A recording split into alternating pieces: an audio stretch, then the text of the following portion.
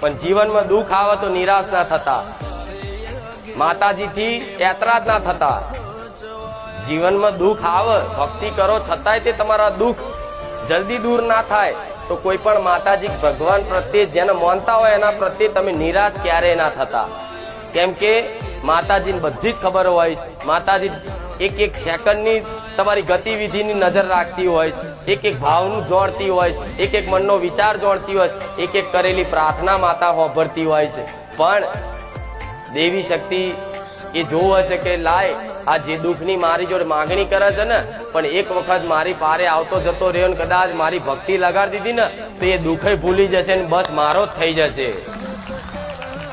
અને જે માનો બની ગયો એના જગતમાં ચોય માંગણીઓ કરવાનું રે.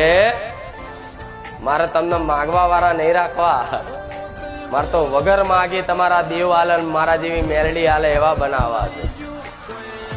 પણ છતાંય તે નાની નાની મોટા કામો હોય છે તો મને કહેજો, કોઈ વાંધો નહીં, યોગ્ય હશે તો કરી આલીશ. અને કોઈ કામ ના થાય તો નિરાશ ના થતા એવું માની લેજો કે માં અમારા કર્મમાં નહીં હોય પણ માં તારો દોષ નહીં.